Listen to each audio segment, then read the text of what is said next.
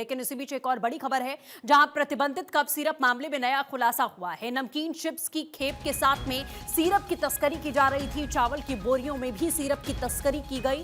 कोलकाता से पकड़ा गया है शुभम का पिता। इस पूरे मामले का मास्टरमाइंड भोलाराम की कोलकाता से गिरफ्तारी को अंजाम दिया गया है।